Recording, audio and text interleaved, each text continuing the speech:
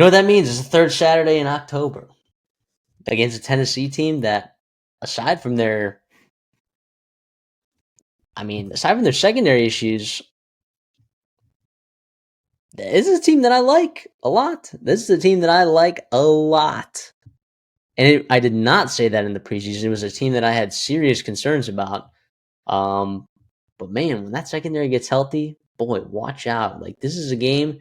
If Tennessee wins this one, like, and they all of a sudden get healthy in the remainder of the season, what will that team do to some folks? They'll scare some teams, I'll tell you that.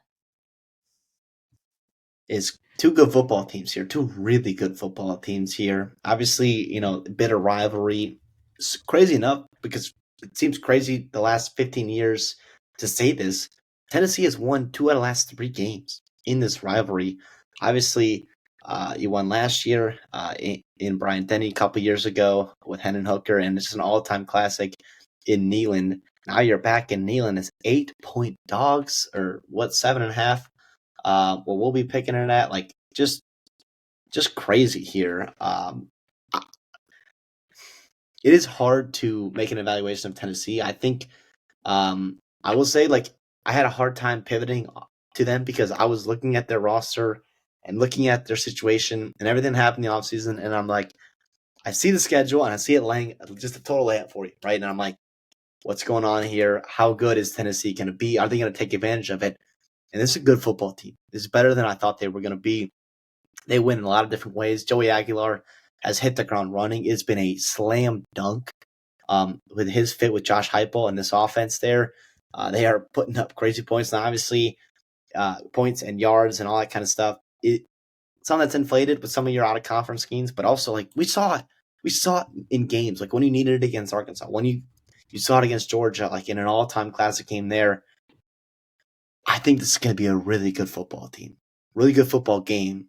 I got Tennessee +8 at home. I have a hard time seeing that. Bama also, this is going to be their third straight game having to get up against like a good fourth straight game having to get up against a good quality opponent in the SEC. Like, when do the wheels fall off for this Alabama football team? Can Kane Womack continue to ball out? A guy that was ready to be shipped away.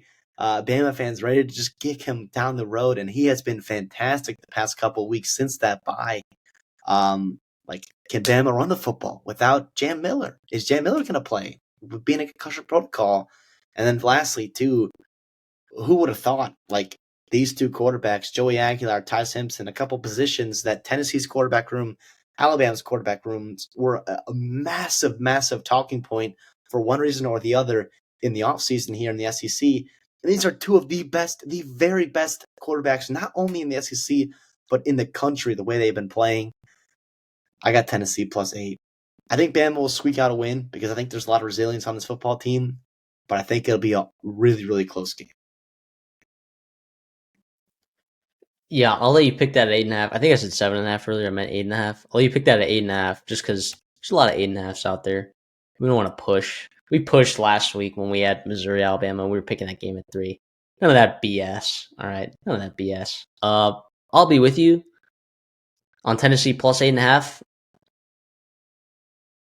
It's gonna be a light show here. It really is. Like, Ty Simpson here, I think can light up this Tennessee secondary. And what's crazy, yeah, if he has time, right? And he has, a lot of time. Like, he has. I think he actually has like it's like 2.9 or 3 seconds time to throw this year, which is one of the longest times to hold on to the football in the entire country, or well, specifically in the SEC, but also in the country amongst qualified quarterbacks. Of course, there's some weird outliers, but yeah, I mean, Tennessee gets after, dude. 26 sacks on the year is bonkers. All right, they forced some fumbles, right? Is Ty Simpson going to have some strong hands? And by the way, like, games where he's gotten pressured quite a bit, I mean, Ty Simpson will go down. He will go down. His pressure to sack rate isn't like the worst, but he got rocked against Florida State, 4 sacks. Vanderbilt, another 4 sacks.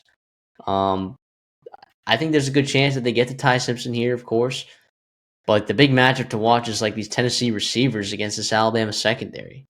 Like what is going to happen there? You know, like what is going to happen there? And also 4 sacks against Missouri allowed. So like, say you're going to have 4 sacks, right? But what can this Tennessee receiver room do against this Alabama secondary? Obviously, Damani Jackson like taking a seat, in some of this game and watching Dejon Lee, play over like while this Alabama secondary has been really, really good, it still has a couple kinks that's got to work out, in that cornerback spot. But yeah, what happens if Chris Brazzell just like goes nuclear? You know, what if Mikey Matthews is just Mike Matthews a dog again? Uh, I don't know, man. I'm looking at this.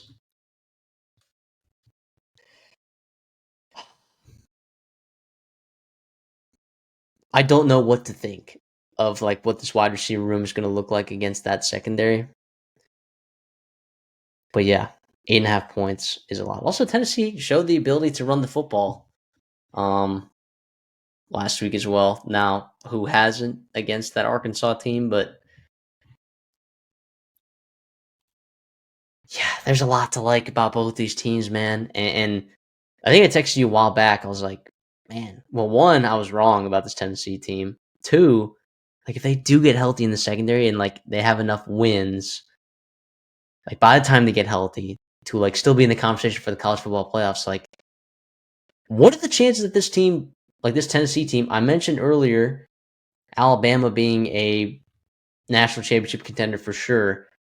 Like if Tennessee wins this football game on the road at home and they get healthy in the secondary later on this season, like, sorry, but what are the odds that this team can win a national championship? I mean, it goes through the roof. Their stock goes through the roof, in my opinion.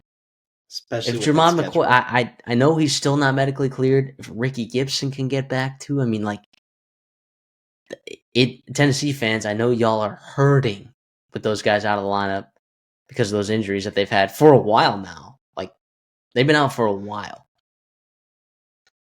I like Tennessee to be a national championship contender if they win this football game.